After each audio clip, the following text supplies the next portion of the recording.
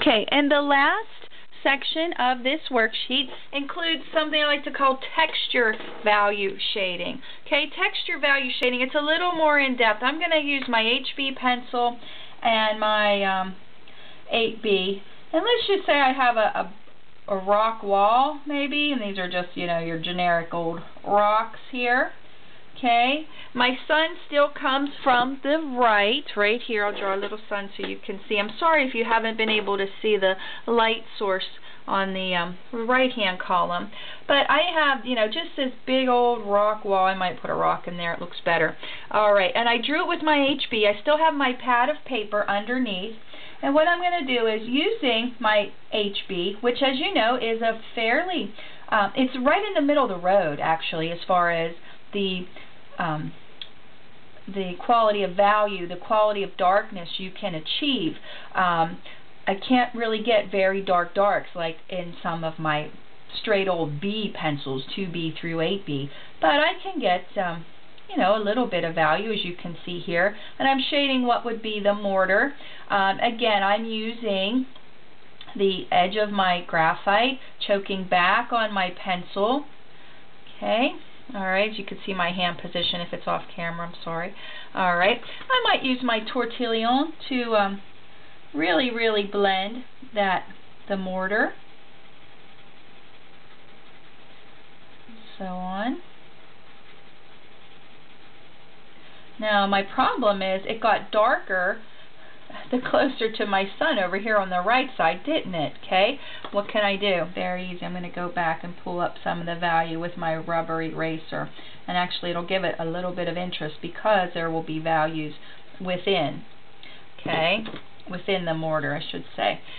If that's not dark enough, as I shade the mortar farther away from the light source, I'm going to get a little darker back in the back. There we are.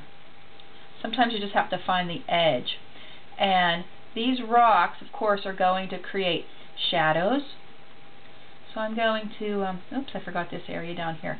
I'm going to pull some of these darker areas away from my shadows here. Okay. You could see it's already starting to form a little bit of texture.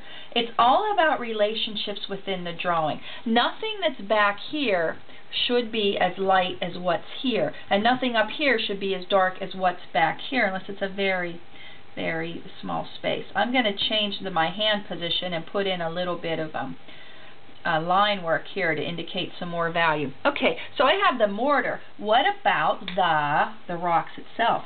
You know what I'm going to do? I might just draw with my tortillon here, and you know what? I don't like this line, so this line right here, what can I do? I can darken this up a little bit and make it more of a value. But I'm giving my rocks themselves some texture using a little bit of the straight down point of my pencil, as well as a little bit of choking back on my pencil. I'm just going to fill this in, rocks. Okay, now I think for this video I'm going to let you guys do your very own shape, whether it's a cube or anything, to put texture on there. And you can imagine it can be bricks, it can be rocks, you could even have, you know, like a wood texture, something like this. Okay, I'm going to keep working this up. Alright, maybe this rock back here is really dark compared to the mortar because it sticks out far, or it dives in far, so I can really darken this up. Actually, what about switching to your 8B pencil? Oh, there you go. There's some really nice dark values, okay? Alright, nice dark value of rock here. And as I go towards the light, what happens? My values get lighter and lighter. Okay.